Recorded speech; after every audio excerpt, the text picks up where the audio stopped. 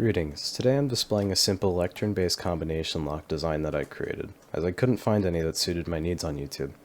I am by no means a redstone expert, so there's most likely a more efficient way to make the same circuits, but here is my method. The primary advantage of this design is that you don't have to modify any of the blocks placed, depending on whatever you want your code to be. You can just modify the lecterns within the redstone to modify your combination code.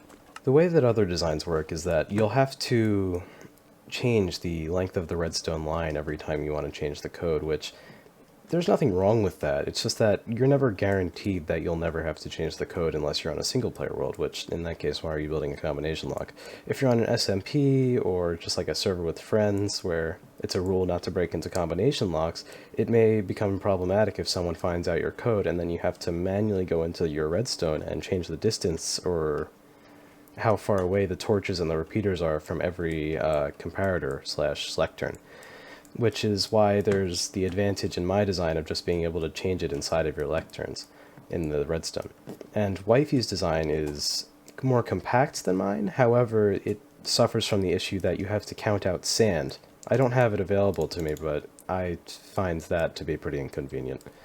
The other nice thing about this design is that you can also set a range of values with this little circuit here, which isn't super useful for a combination lock, but it is a nice option to have, where if I increase this as the minimum value, or decrease it as the minimum value, both that... oh.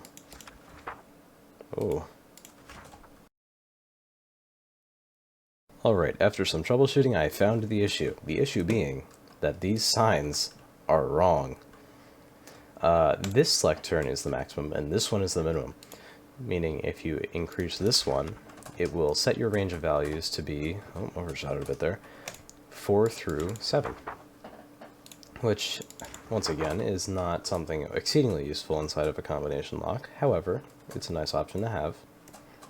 To understand how this design works with the 4 different combinations, it would probably be best to go back to one of the initial iterations of the same thing that uses the same circuit, but it's just a singular one, where if you change this, it'll turn off the light in either direction.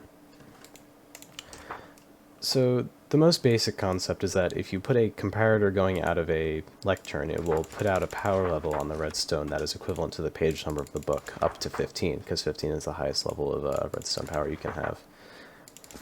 And so you take that out of here, and then you need to compare it. So you need a minimum and a maximum, if I have my order correct.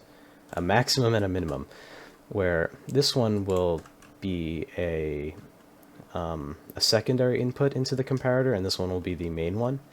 And so if this is greater than or equal to the one that goes into the thing initially, it will pass it through. And so then it'll be moved on to this, which is if it'll then be, the initial one will then be used as a secondary input, allowing for you to compare both of them. And so the issue I ran into here was that this one will always be powered, so you can't just have this singular one.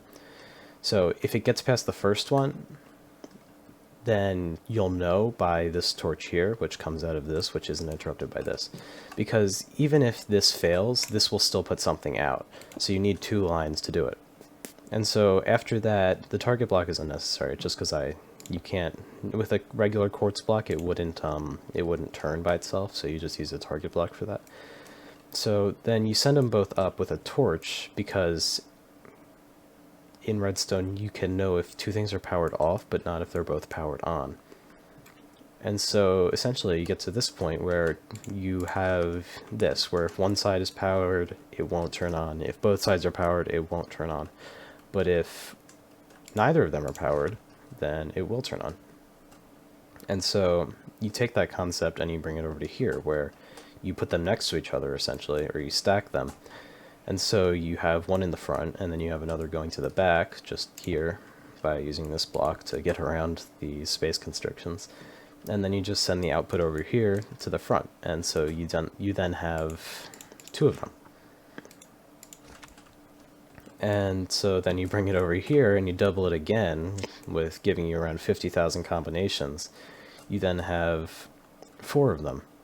And so you can just kind of modify this redstone to go wherever you want and potentially open a door here. But that's the general idea behind why I created this design, as I didn't like that in other designs you had to like count out sand, such as in Wifey's old design, or this one where you had to manually change the distance every time. Anyways, thank you for looking at this. I just wanted to create a resource for people who were trying to create a dynamically changeable combination lock with lecterns, because I found it pretty annoying to try and work with that.